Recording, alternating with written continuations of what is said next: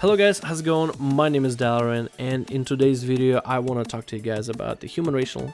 In the last week I've made a video, and I'll have that in a link down in the description below, asking you guys, is the human racial nerf big enough?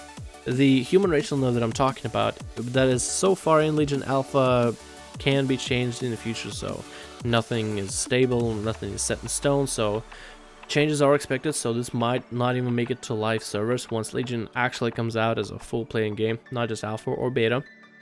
The nerf goes, basically it's a Will of Forsaken style nerf, where Will of Forsaken lets you get out charms, fears, and I forget what's the other CC. Basically the human racial would let you get out stuns, with the effect of incurring a 30-second cooldown from a normal PvP trinket.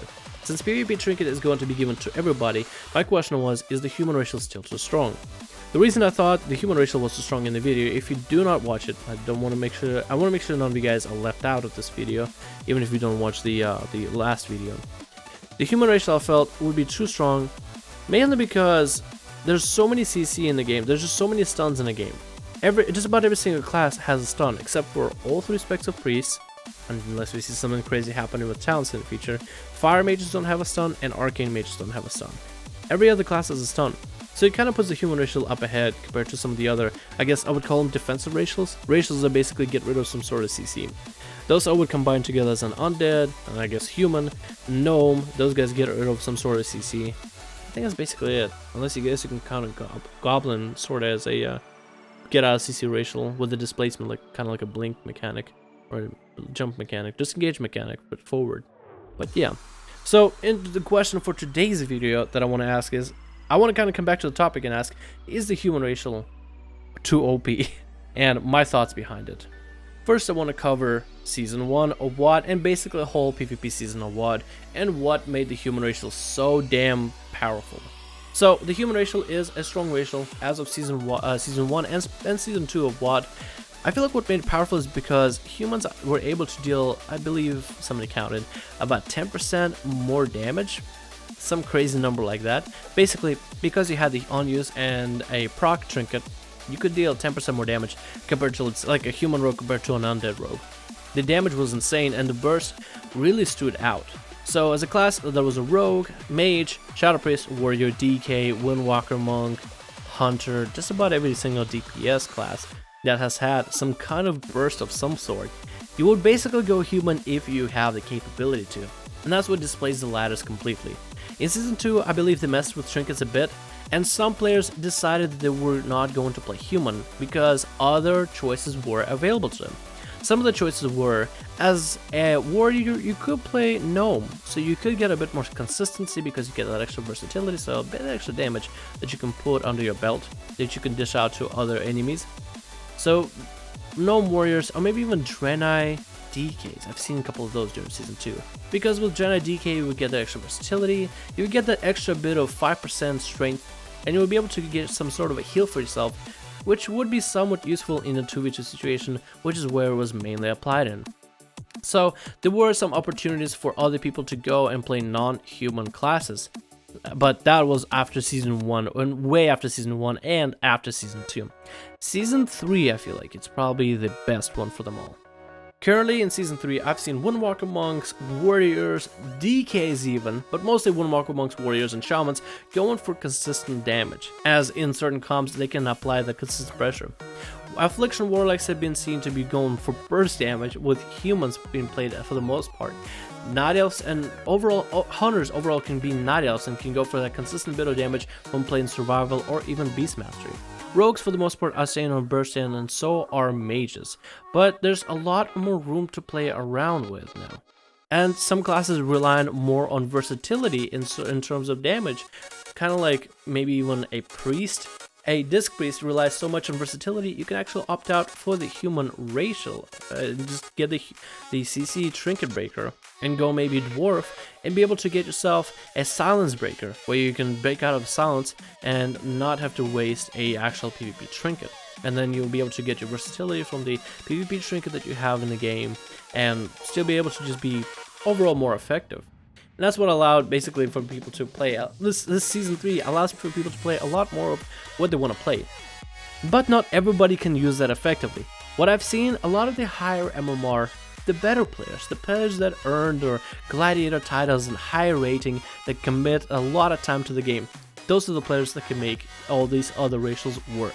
Some of them do end up going to human, but if you watch Twitch and you watch some of the higher rated PvPers, some of them do stay away from human, even if they have the capability to go and play human.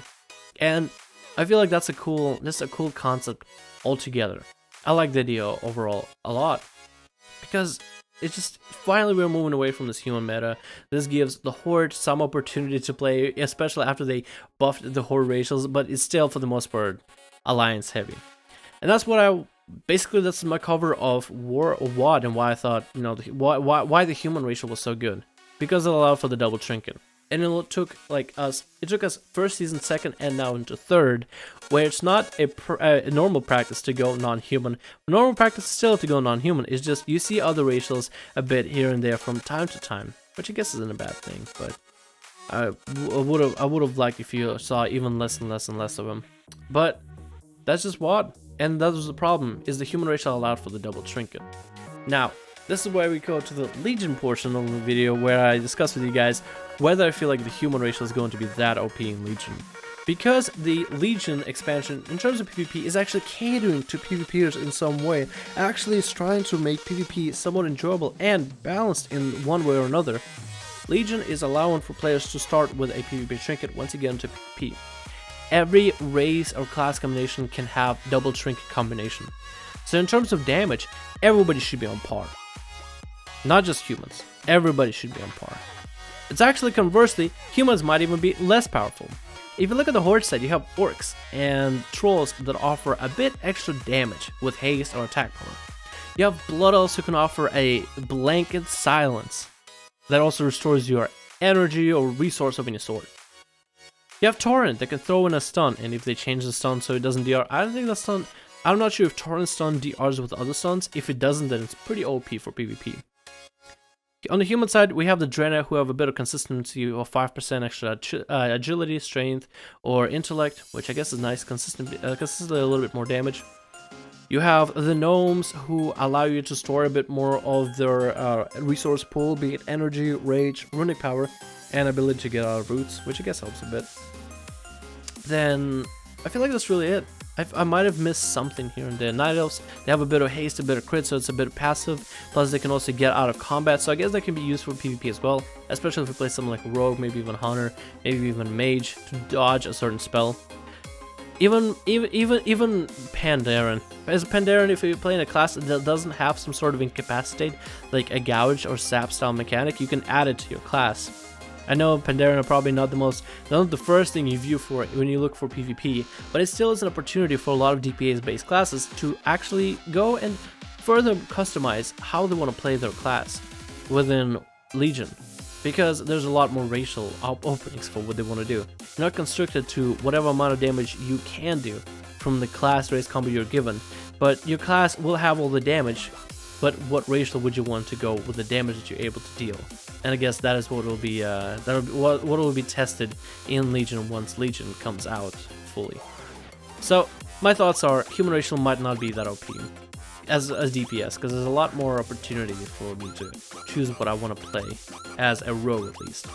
The Blizzard could definitely erase that completely. If everybody dies to a stun, and if stuns are that detrimental, then yeah, that could literally erase all of my hopes for PvP of being finally non-racist in a way, not racially bound to, you know, a certain choosing class to a race character. While that was a cool concept, I kind of do like change, and I kind of do like when the game does evolve from, I guess, what I would see as the primitive stage of the game, where it's all set in stone, cookie cutter, is just the way that it has to be. You know, if it's, a duck has to have white feathers. No, I guess swan has to have white feathers, beak of sorts. I don't know. It doesn't have to be all constrained, I guess, is what I'm trying to say. And as you can tell, this commentary is more of a free flow commentary, just my thoughts on it. So I'm thinking the human racial nerf isn't going to make humans that OP, unless, again, stuns literally ruin the game. As long as stuns don't ruin the game, we should have a pretty dang freaking good game. on our hands with Legion, and that's what I'm very much excited about.